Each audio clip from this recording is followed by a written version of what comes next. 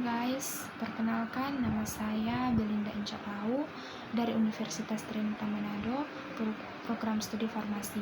Di sini saya akan menjelaskan tentang obat-obatan dan kesediaannya. Pertama, pengertian obat secara umum.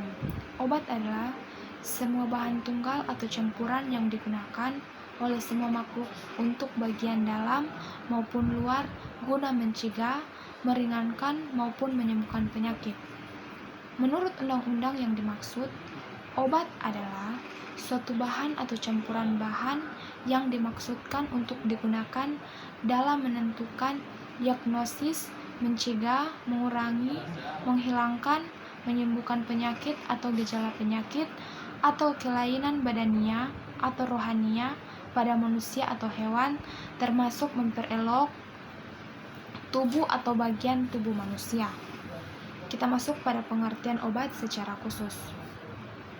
Pertama, obat jadi adalah obat dalam keadaan murni atau campuran dalam bentuk serbuk, tablet, pil, kapsul, cairan, salep atau bentuk lainnya yang mempunyai teknis sesuai dengan resep dokter atau resmi dari pemerintah.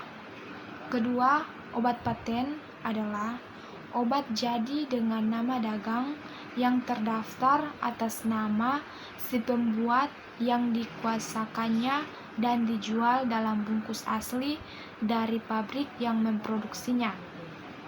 Ketiga, obat baru adalah obat yang terdiri atas zat yang berkhasiat ataupun tidak berkhasiat.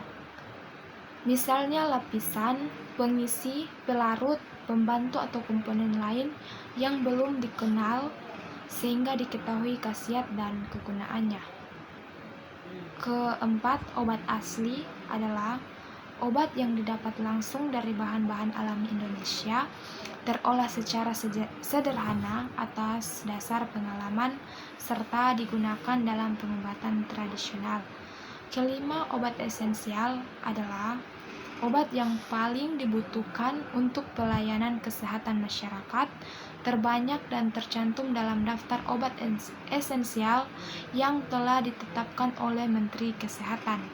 Yang keenam, obat generik adalah obat dengan nama resmi yang ditetapkan dalam bentuk zat yang berkhasiat yang dikandungnya. Kita masuk pada penggolongan obat. Yang pertama, macam-macam obat menurut kegunaan obat. A. Untuk menyembuhkan atau terapeutik. B. Untuk mencegah atau profilaktik. C. Untuk diagnosis atau diagnostik. 2. Menurut cara penggunaan obat. Yang pertama, medikamentum et usum internum atau pemakaian dalam melalui oral beretiket putih. Kedua, medikamentum et usum externum atau pemakaian luar melalui implantasi injeksi membran mukosa rekatal, vaginal, nasal, beritiket biru, dan sebagainya. Ketiga, menurut cara kerjanya. Pertama, lokal, obat yang bekerja pada jaringan setempat seperti pemakaian topikal. Yang sistematik adalah obat yang didistribusikan ke seluruh tubuh melalui oral. Yang keempat, kita masuk pada obat menurut undang-undang. Pertama, narkotika atau obat bius atau daftar opium merupakan obat yang diperlukan dalam bidang pengobatan dari iptek dan dapat menimbulkan ketergantungan dan ketagihan atau adiksi yang sangat merugikan masyarakat dan individu jika digunakan tanpa batasan dan pengawasan para dokter. Yang kedua, psikotropika atau obat berbahaya merupakan obat yang memengaruhi proses mental, merangsang atau menenangkan, serta mengubah pikiran, perasaan, dan kelakuan orang. Contohnya golongan ekstasi dan sebagainya. Ketiga, obat keras, daftar geperlicik atau obat berbahaya adalah semua obat yang terdiri pertama mempunyai takaran atau dosis maksimum atau yang tercantum dalam daftar obat keras oleh pemerintah. Yang kedua, diberi tanda khusus lingkaran bulat berwarna merah dengan garis tepi hitam dan huruf K yang menyentuh garis tepinya. Ketiga, semua obat baru kecuali dinyatakan oleh pemerintah Departemen Kesehatan Republik Indonesia tidak membahayakan. Keempat, semua sediaan parenteral atau injeksi atau infus intravena. Yang kelima, kita masuk menurut sumber obat. Obat yang digunakan dapat bersumber dari pertama tumbuhan, flora nabati misalnya digitalis, kina minyak jarak.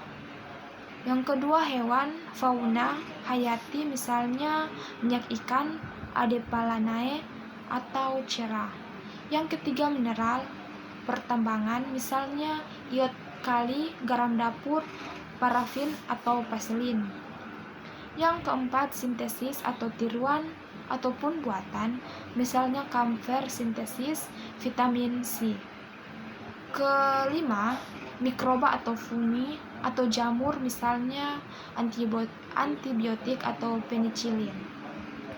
Keenam, kita masuk menurut bentuk sediaan obat atau bentuk sediaan farmasi yang terbagi atas 4 bagian. Yang pertama, bentuk padat adalah serbuk, tablet, pil, kapsul, dan suppositoria. Yang kedua, bentuk setengah padat adalah salep atau ungwetum, krim, pasta, cerata, gel atau jelly, oculentam atau salep mata. Ketiga, bentuk cair atau larutan adalah potio, sirup, eliksir, obat tetes, gargarisma, klisma, epitema, injeksi, infus intravena, dodge, letio, dan mixtro. Keempat, bentuk gas adalah inhalasi atau spray atau aerosol. Yang kita masuk pada menurut proses fisiologis dan biokimia dalam tubuh.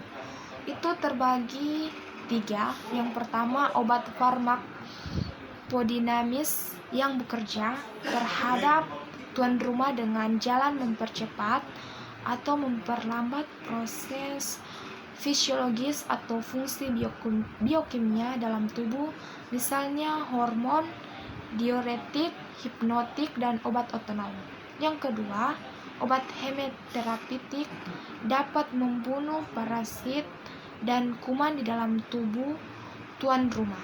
Organisme tuan rumah ini berkhasiat untuk melawan sebanyak mungkin parasit atau cacing, protozoa, dan mikroorganisme, bakteri, dan virus.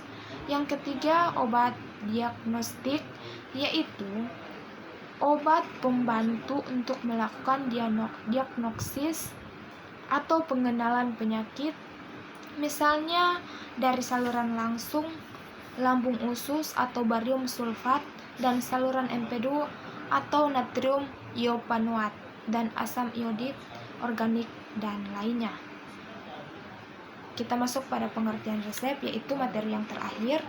Pengertian resep adalah permintaan tertulis dari seorang dokter gigi, dokter hewan yang diberi izin berdasarkan peraturan perundang-undangan yang berlaku kepada apoteker. Oke, terima kasih. Sekian penjelasan dari saya. Salam sehat. Terima kasih.